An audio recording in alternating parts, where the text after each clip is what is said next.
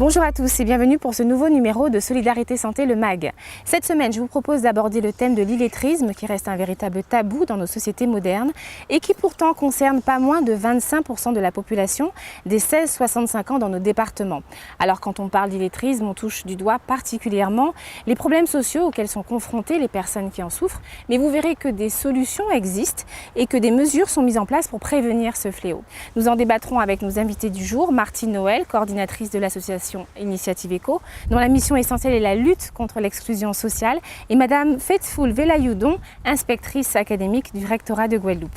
Mais pour l'heure, je propose de démarrer ce sujet en compagnie de Lise Salin pour la rubrique Le mot du psy. Elle nous parle cette semaine de la marginalisation.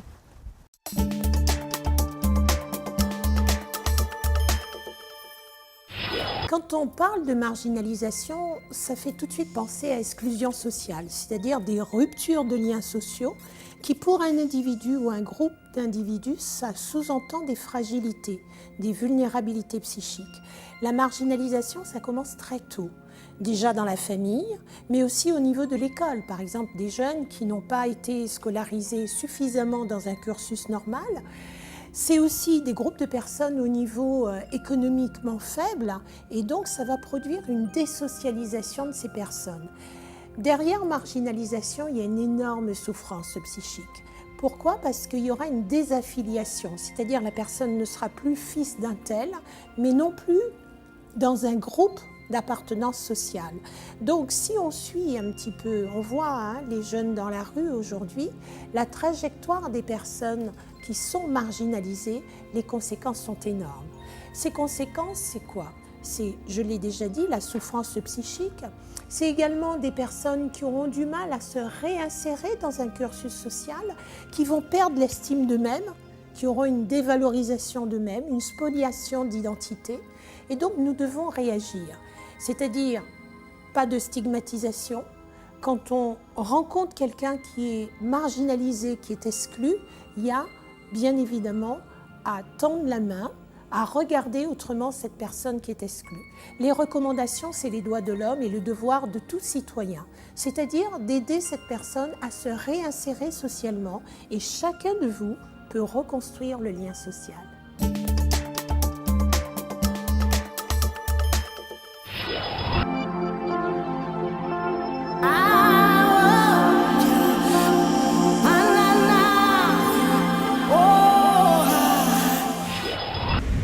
Madame Velayoudon, bonjour. Bonjour. Vous êtes inspectrice de l'éducation nationale. Tout d'abord, avant d'entrer dans le vif du sujet, une définition de l'illettrisme et quelle est la nuance avec l'analphabétisme ?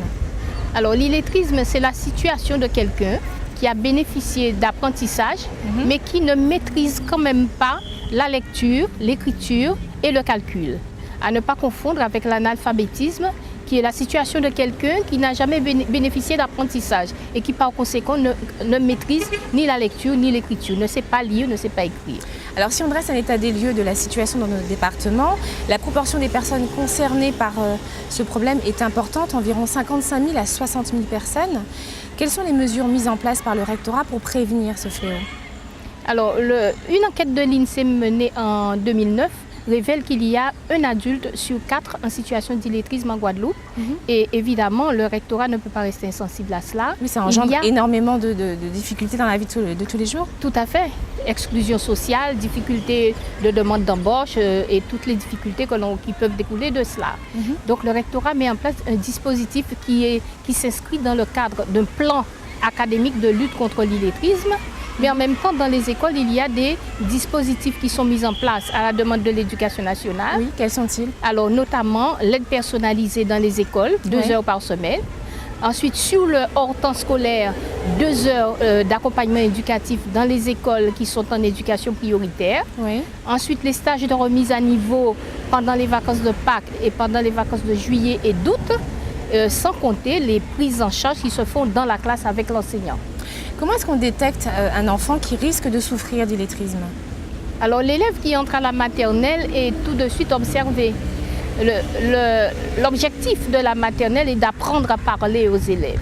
Un élève qui arrive et qui ne s'exprime pas, cela ne signifie pas qu'il est un futur public en illettrisme. Mais on l'observe parce qu'il faut que l'élève s'exprime, parle. C'est le langage oral qui mène à la lecture. Ensuite, il y a les évaluations.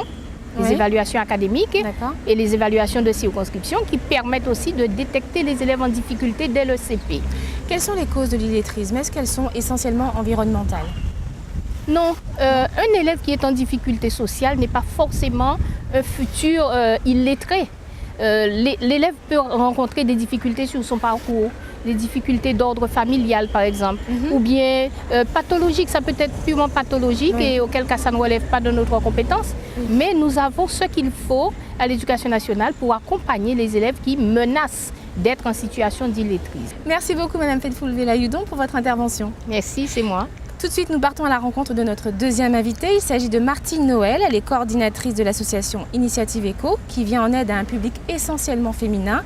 Et justement, il faut savoir que les femmes sont particulièrement touchées par ce problème d'illettrisme car dans le monde, il y a 876 millions d'adultes analphabètes, dont 2 tiers sont des femmes. À tout de suite.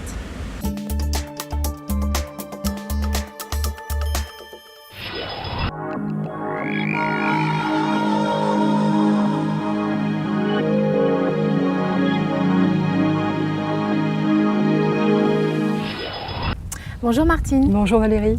Alors tout d'abord, comment est-ce que vous aidez ces femmes qui, en plus d'être touchées par ce problème d'illettrisme, sont également concernées par ailleurs par des problèmes d'ordre sociaux assez importants?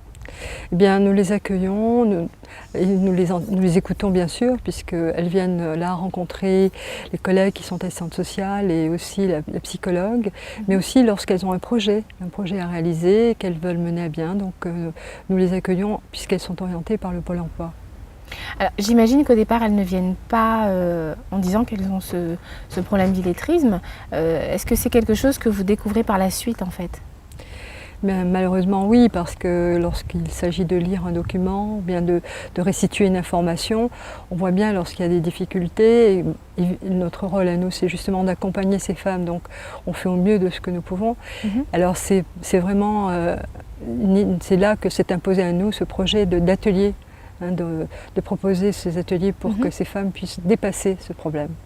Alors quel est le public concerné précisément par ces ateliers? Vous me parliez de 2 groupes de femmes. Oui, c'est cela. Donc il va donc y avoir un groupe qui va être là orienté par le projet Réussite éducative, puisque nous sommes impliqués dans ce projet. Donc à la fois sur Saint-Claude, bientôt aussi sur Baillif et certainement Basse-Terre. Donc ces mamans que nous rencontrerons là, nous leur proposons cet accompagnement, mais aussi un groupe de femmes d'origine étrangère qui sont en situation régulière, pour lesquelles aussi il est important d'intégrer et d'apprécier au mieux tout ce qui est à faire lorsqu'on est impliqué dans la vie, dans le quotidien. Alors comment cela se passe-t-il concrètement? Est-ce que vous recevez de l'aide? Est-ce que vous avez des professeurs qui viennent vous aider bénévolement à l'association pour apprendre à ces femmes à lire et à écrire? Alors bénévolement, certainement, il y a eu des propositions qui ont été faites, mais déjà il y a un professionnel qui nous rejoint, parce qu'il faut maîtriser ce savoir, de bien appréhender les groupes, de bien évaluer les niveaux, d'entendre et de mettre en place toute une stratégie qui va être adapté au groupe de personnes.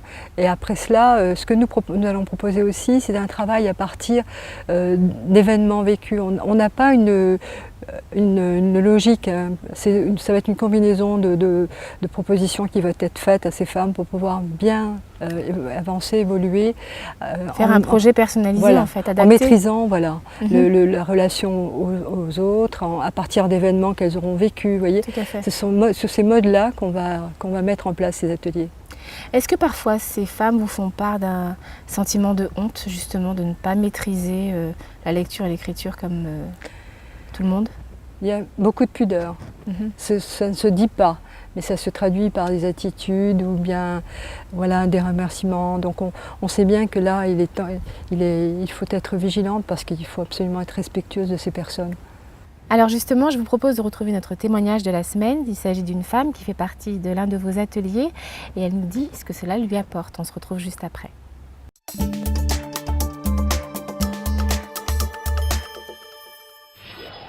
Je suis dans l'association Initiative Éco, ça fait 1 an de cela. J'aurais suivi une formation pour apprendre à lire et à écrire ça m'apporte beaucoup parce que normalement, je n'ai pas de base.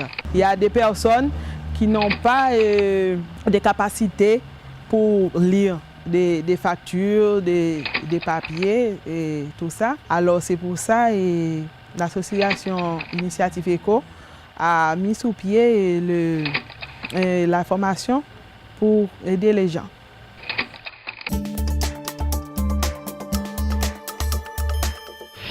Votre combat contre l'exclusion sociale est sans fin, si je puis m'exprimer ainsi. Est-ce qu'on doit considérer qu'il s'agit d'une fatalité ou alors à force de petites victoires, on finira par y arriver? J'opte pour la deuxième version parce qu'il est important de rester mobilisé, vigilant et surtout de susciter l'intérêt. Parce que ce qui importe aussi, c'est d'être en lien avec toute la société pour pouvoir évoluer et puis être dans un monde un peu meilleur, on espère. Si vous me permettez, juste remercier aussi le Rotary Club qui nous a soutenus et le projet Réussite Éducative, toutes les équipes qui s'impliquent auprès de notre structure. Merci beaucoup Martine pour tout ce que vous faites. Merci de nous soutenir. Sans plus tarder, nous retrouvons notre rubrique Le saviez-vous, suivi de l'agenda.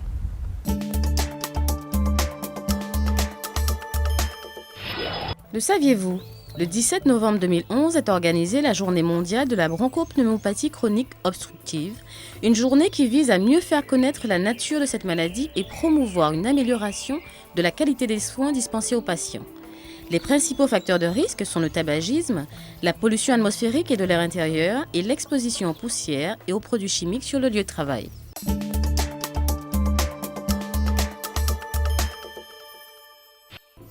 Du 13 au 21 novembre, c'est la semaine de la solidarité. Si les crises exacerbent les tensions et le repli sur soi, elles représentent aussi de formidables occasions de prise de conscience et de créativité pour refuser l'inacceptable. Le 14 novembre, Journée mondiale du diabète, organisée par la Fédération internationale du diabète et soutenue par l'Organisation mondiale de la santé, l'OMS. C'est la plus importante campagne mondiale de sensibilisation au diabète. Du 16 au 22 novembre, c'est la 5e édition de Move It. Objectif, fédérer les collectivités locales au sein d'un réseau fiable et durable autour d'une thématique commune, la nutrition. Et puis le 16 novembre, c'est la première journée internationale de la PREMA, organisée par l'Association nationale d'aide aux parents d'enfants prématurés, SOS PREMA. C'est l'occasion de recueillir des fonds pour améliorer la prévention, le suivi et la prise en charge des familles. Je vous rappelle les lieux et dates de collecte de l'AFS aux horaires suivants. N'oublions pas, donner son sang, c'est un acte généreux, solidaire et responsable. Comme d'habitude, l'adresse mail de l'émission est à votre disposition, solidaritésantélemag@gmail.com. Vous pouvez nous laisser tous vos commentaires, questions ou informations à communiquer.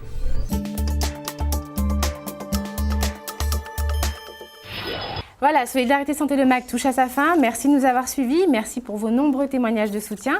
Et puis pour vos courriers, la semaine prochaine, on se retrouve pour une émission spéciale sur les droits de l'enfant, puisque ce sera la Journée internationale du droit de l'enfant. Et on se quitte sur un proverbe chinois qui dit « À qui sait attendre, le temps ouvre ses portes ». À bientôt.